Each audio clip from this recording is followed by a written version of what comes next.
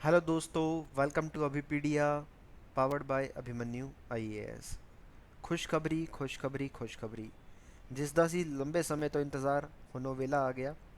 PSPCL Punjab state power corporation limited ने आखिरकार अपना रिक्रूटमेंट नोटिफिकेशन रिलीज़ कर ही दिया। लगभग 5 बार पोस्टपोन होने के बाद, लगभग 5 बार नोटिफिकेशन को डिले किया गया। सबसे पहले ये नोटिफिकेशन रिलीज़ होने वाला था 15 मार्च को। 15 मार्च को डिपार्टमेंट ने बोल दिया कि ये 30 मार्च को आएगा। 30 मार्च को बोल दिया गया 15 अप्रैल को आएगा। 15 अप्रैल को बोल दिया गया 30 अप्रैल को आएगा। 30 अप्रैल को बोल दिया गया 15 मई को आएगा। 15 मई को बोल दिया गया 20 मई को आएगा। और आखिरकार पीएसपीसीएल ने अपना रिक्रूटमेंट नोटिफिकेशन रिलीज़ कर ही दिया। तो स्टूडेंट्स बहुत लंबे समय से इसका इंतज़ार कर रहे थे। लगभग 2 ढाई महीने पीएसपीसीएल ने इंतज़ार करवाया। तो अब ये नोटिफिकेशन आ चुका है। तो चलिए देखते हैं नोटिफिकेशन को कि क्या क्या वैकेंसीज़ हैं। यहाँ पे रेवेन्यू अकाउंटेंट की वैकेंसीज़ हैं, क्लर्क की वैकेंसी हैं, जूनियर इंजीनियर की वैकेंसी है, असिस्टेंट लाइनमैन की वैकेंसीज़ हैं, असिस्टेंट सब स्टेशन अटेंडेंट की वैकेंसीज़ यहाँ पे निकाली गई हैं। तो इन सब वैकेंसीज़ के लिए अप्लाई करने का जो डेट है वो 31 मई से स्टार्ट हो रहा है। 31 मई से आप अप्लाई कर सकते हैं, उससे पहले अभी नहीं कर सकते। 31 मई से स्टार्ट होगा ये ऑनलाइन एप्लीकेशन।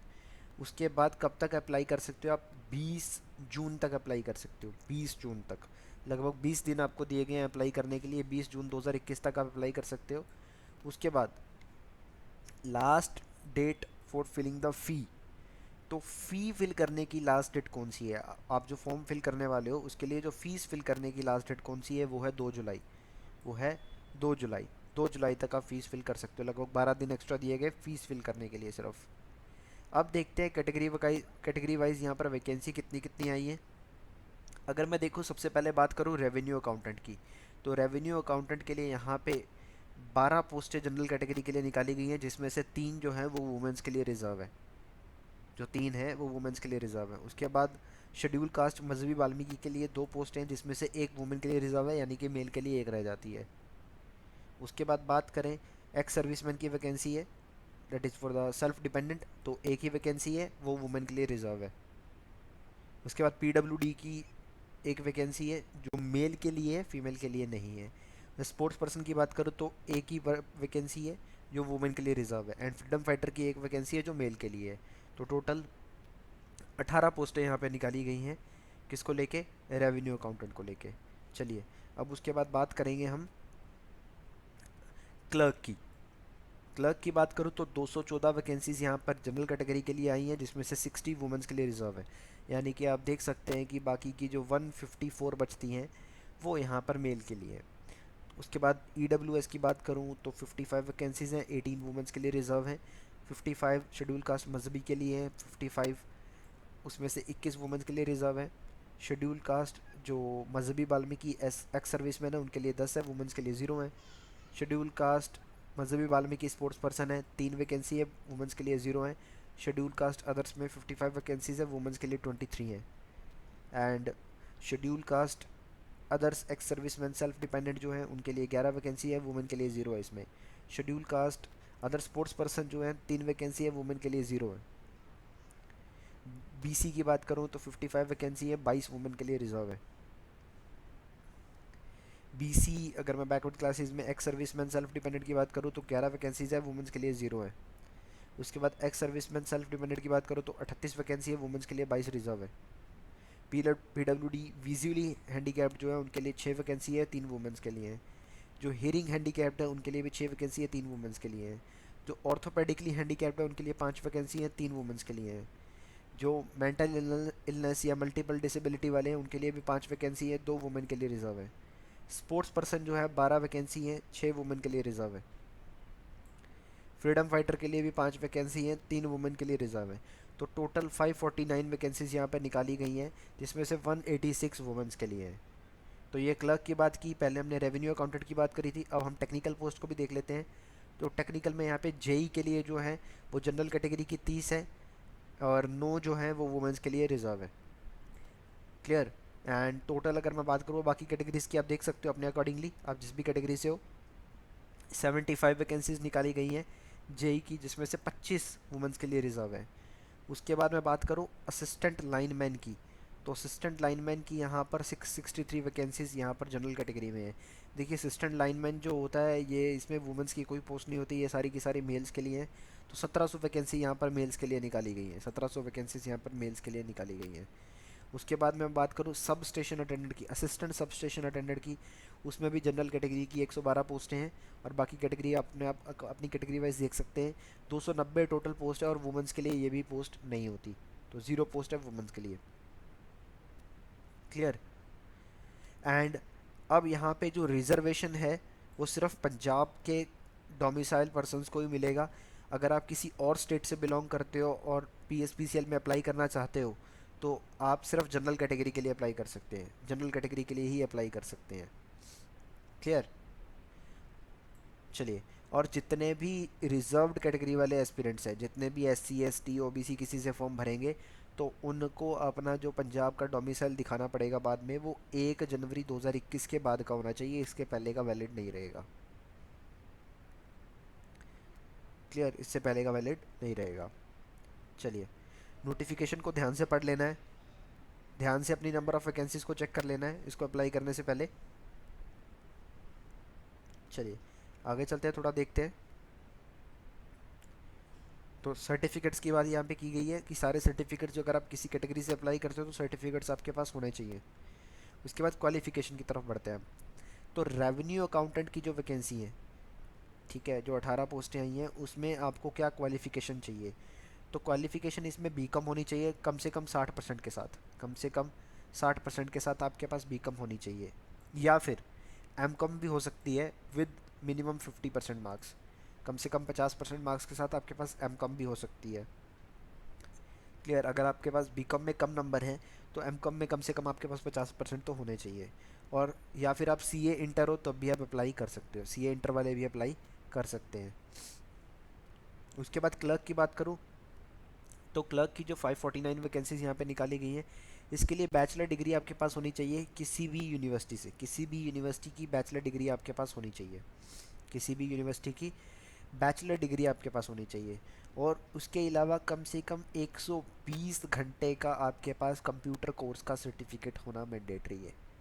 120 घंटे का कंप्यूटर कोर्स का सर्टिफिकेट आपके पास होना मैंडेटरी है, जो कि किसी भी ISO सर्टिफाइड इंस्टीट्यूशन से होना चाहिए।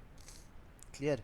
चाहे वो प्राइवेट हो चाहे वो गवर्नमेंट हो, बट ISO 9001 सर्टिफाइड होना चाहिए, या फिर आपके पास किसी department of electronics accreditation of computer courses, जो कि गवर्नमेंट ऑफ इंडिया के ऑर्गेनाइजेशंस होती है, इसका सर्टिफिकेट O लेवल सर्टिफिकेट आपके पास होना चाहिए।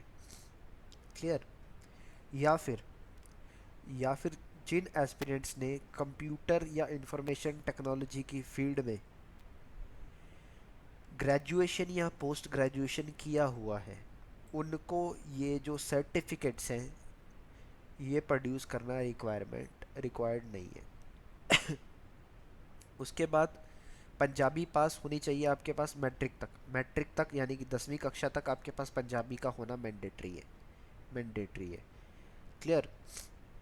उसके बाद candidate will be required to pass English and Punjabi typing test as and Punjabi typing test as per the PSPCL requirement within the probation period. यानी कि जो आपकी टाइपिंग है वो आपकी ज्वाइनिंग के बाद होने वाली है, पहले आपसे किसी भी तरह का टाइपिंग टेस्ट नहीं लिया जाएगा। जब आप कुर्सी पे बैठ जाएंगे तब आपसे टाइपिंग टेस्ट लिया जा सकता है। क्लियर। तब आपसे टाइपिंग टेस्ट लिया जा सकता है। तो टाइपिंग टेस्ट में आपकी स्पीड जो होनी चाहिए वो 30 वर्ड पर मिनट की होनी चाहिए, 30 वर्ड पर मिनट की होनी चाहिए, 30 वर्ड पर मिनट। चलिए, उसके बाद जेई की वैकेंसी है। जेई की वैकेंसी के लिए आपके पास डिप्लोमा होना चाहिए। Clear. Full time regular diploma आपके पास होना चाहिए इलेक्ट्रिकल की फील्ड में, या फिर इलेक्ट्रिकल एंड इलेक्ट्रॉनिक्स इंजीनियरिंग की फील्ड में आपके पास डिग्री या डिप्लोमा दोनों में से कुछ भी हो सकता है, कम से कम 60% के नंबर के साथ, 60% नंबर के साथ। और जो डिग्री है, जो बीटेक है या BSc इन इंजीनियरिंग है, उसमें कम से कम 50%। डिप्लोमा है तो 60, डिग्री। क्लियर। चलिए, उसके बाद लाइनमैन की बात करूँ तो लाइनमैन के लिए आपने मैट्रिक किया हो। क्लियर। मैट्रिक किया होना चाहिए। उसके बाद नेशनल अप्रेंटिसशिप सर्टिफिकेट आपके पास होना चाहिए लाइनमैन ट्रेड में, लाइनमैन ट्रेड में। क्लियर। अगर किसी ने इलेक्ट्रिकल इंजीनियरिंग में डिप्लोमा या डिग्री किया हुआ है तो तब भी वो तब माने जाएंगे, तब भी वो तब एप्लीकेबल है अगर उनके पास नेशनल अप्रेंटिसशिप सर्टिफिकेट होगा लाइनमैन की ट्रेड में। उसके बाद असिस्टेंट सब स्टेशन अटेंडेंट की बात करूं तो आईटीआई वाले जो पर्सन होते हैं, ठीक है, जिन्होंने आईटीआई कर रखा है, full time regular course in ITI electrical electrician wireman, 60% number के साथ, एंड 2 साल का अप्रेंटिसशिप एक्सपीरियंस जिनके पास होगा, पीएससीबी जिसको हम पीएसपीसीएल बोलते हैं, पंजाब स्टेट इलेक्ट्रिसिटी बोर्ड, तो या फिर 60% नंबर के साथ उनके पास डिप्लोमा किया हो इलेक्ट्रिकल में या इलेक्ट्रॉनिक्स में। क्लियर। या फिर इंस्ट्रूमेंटेशन एंड प्रोसेस कंट्रोल में 60% नंबर के साथ डिप्लोमा किया हो, वो पर्सन यहाँ पे एलिजिबल है। क्लियर। वो कैंडिडेट्स यहाँ पे एलिजिबल है। तो पंजाबी जो है वो पास किया होना मैंडेटरी है। क्लियर। जैसे मैंने पहले ही बताया कि पंजाबी एटलीस्ट मैट्रिकुलेशन तक आपके पास होना ज़रूरी है जब आप फॉर्म को सबमिट कर रहे हैं। एज लिमिट की बात करूँ तो 18 साल कम से कम आपकी एज होनी चाहिए और 37 ईयर ज़्यादा से ज़्यादा आपकी एज हो सकती है इस पोस्ट के लिए अप्लाई करने के लिए। 18 से 37 वाले अप्लाई कर सकते हैं। बाकी जो कैटेगरी वाइज है उनको तो रिलैक्सेशन मिल जाता है, जैसे शेड्यूल कास्ट एंड एससी और बीसी को 5 ईयर का रिलैक्सेशन है, एक सर्विसमैन को भी रिलैक्सेशन है, पीडब्ल्यूडी को 10 साल का है। तो बाकी पर्सन भी अपना अपना रिलैक्सेशन यहाँ पे चेक कर सकते हैं। अब देखिए सिलेक्शन जो होगी वो एग्ज़ाम के बेस पे होने वाली है, और एग्ज़ाम का यहाँ पे पैटर्न क्या रहने वाला है। एग्ज़ाम पैटर्न की बात करूँ तो रेवेन्यू अकाउंटेंट की सबसे पहले बात करूँ तो आपका जो डिग्री लेवल का फाइनेंस एंड अकाउंट्स है वो 70 नंबर का पूछा जाएगा, 10 नंबर की जीके आएगी, 10 नंबर का रीजनिंग एंड क्वांट आएगा और 10 नंबर की इंग्लिश आएगी। टोटल 100 क्वेश्चन पूछे जाएंगे। क्लर्क की बात करूँ तो जीके रहेगा 20 नंबर का, जिसमें स्टैटिक, करंट अफेयर एंड पूरा का पूरा हिस्ट्री पॉलिटी ज्योग्राफी सब आएगा। 10 नंबर का कंप्यूटर रहेगा, 25 नंबर का लॉजिकल रीजनिंग एंड क्वांट रहेगा, 25 नंबर का न्यूमेरिकल एप्टीट्यूड रहेगा और 20 नंबर का जनरल इंग्लिश यहाँ पे पूछा जाएगा। टोटल 100 क्वेश्चंस यहाँ पे पूछे जाएंगे, 100 क्वेश्चंस। इलेक्ट्रिकल यानी कि टेक्निकल वालों की बात करूँ तो उनकी जो ट्रेड है यानी कि उनका जो प्रोफेशन है 70 नंबर उसी के आएंगे और 10 नंबर की जीके, 10 नंबर की रीजनिंग, 10 नंबर की इंग्लिश, 100 क्वेश्चन उनके लिए यहाँ पे पूछे जाएंगे। Clear. Clerk, lineman and sub station attendant का जो पेपर होगा वो बाईलैंग्वेज होगा, इंग्लिश और पंजाबी में पूछा जाएगा। क्लियर। इंग्लिश और पंजाबी में पूछा जाएगा। पेपर ऑनलाइन रहने वाला, पहले बता दूं पेपर जो रहेगा वो ऑनलाइन रहने वाला है। और जो एस्पिरेंट्स हैं वो क्लर्क के लिए, असिस्टेंट लाइनमैन के लिए, असिस्टेंट सब स्टेशन अटेंडेंट के लिए जो उनका पेपर होगा उसमें क्वेश्चन को चूज़ कर सकते हैं इंग्लिश या पंजाबी में। बाकी के जो कैंडिडेट्स हैं यानी कि जो रेवेन्यू अकाउंटेंट है या जेई है उनका पेपर सिर्फ इंग्लिश में होगा, उनका पेपर सिर्फ इंग्लिश में होगा। क्लियर।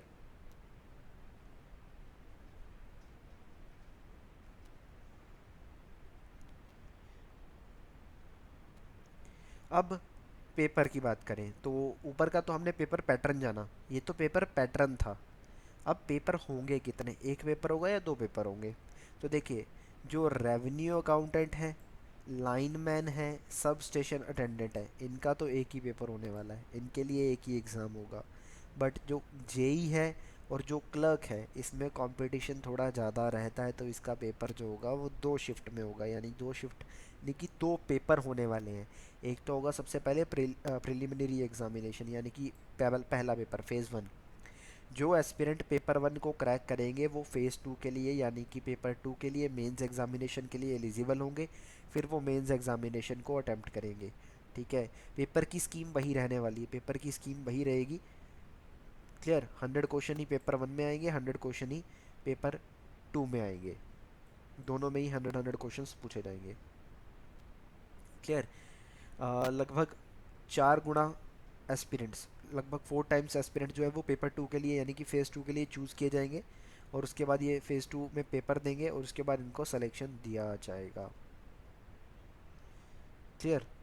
तो चाहे ये जेई की बात है चाहे वो क्लर्क की बात है, दोनों के लिए पेपर 1 और पेपर 2 दो पेपर कंडक्ट किए जाएंगे। कम से कम क्वालिफाइंग मार्क जो जनरल कैटेगरी वाले हैं उनको 45% नंबर तो लेके ही आने हैं, और जो अदर कैटेगरी वाले हैं उनको 35% तो लेके ही आना है। अदरवाइज़ वो वहीं डिस्क्वालीफाई हो जाएंगे, हो जाएंगे।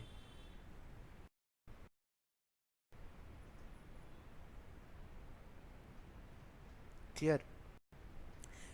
उसके बाद बात करें तो नेगेटिव मार्किंग भी यहाँ रहने वाला है। नेगेटिव मार्किंग रहेगा 0.25 का, यानी 1/4 का।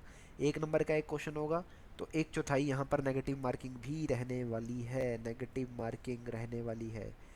अब देखिए, अगर काफ़ी सारे एस्पिरेंट्स अप्लाई करते हैं तो एग्ज़ाम जो है वो एक से ज़्यादा शिफ्ट्स में भी हो सकता है। एक से ज़्यादा शिफ्ट्स में पेपर होगा तो हर बच्चे को जो क्वेश्चन पेपर होगा, जो क्वेश्चन रहेगा ऑनलाइन, वो डिफरेंट रहेगा। तो यहाँ पर नॉर्मलाइजेशन भी की जाएगी, यहाँ पर नॉर्मलाइजेशन भी होने वाली है। अगर मल्टीपल शिफ्ट्स में पेपर होता है तो मल्टीपल शिफ्ट्स में पेपर होगा तो नॉर्मलाइजेशन भी होगी। नॉर्मलाइजेशन का मेथड यहाँ पे दिया गया है। Clear. This is the formula of normalisation.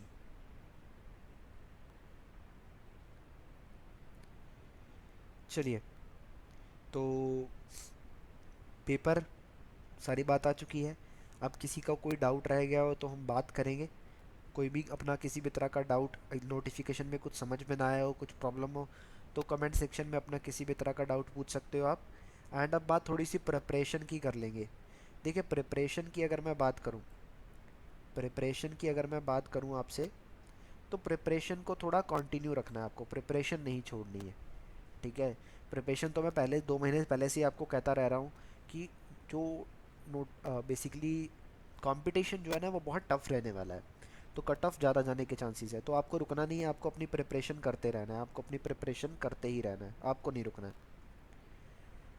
ठीक है। और फॉर्म को फिल कर लेना, 31 मई को स्टार्ट होगा, लास्ट डेट का इंतज़ार नहीं करना, बाद में कुछ प्रॉब्लम्स भी आ जाती हैं। तो फॉर्म को जल्दी से जल्दी फिल कर लेना है। हाँ, कितनी फ़ीस लगेगी फॉर्म फिल करने के लिए, कितनी फ़ीस लगेगी?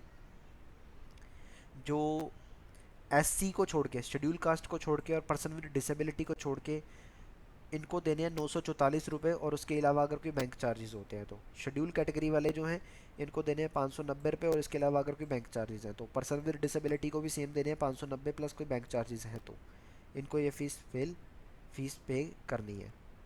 क्लियर। और किसी भी तरह की गलती नहीं करनी है फॉर्म फिल करते हुए किसी भी तरह की गलती आपको नहीं करनी है। क्लियर। किसी भी तरह की गलती आप नहीं करोगे फॉर्म फिल को करते हुए। चलिए, अब प्रिपरेशन स्टार्ट कर लेनी है, रुकना नहीं है।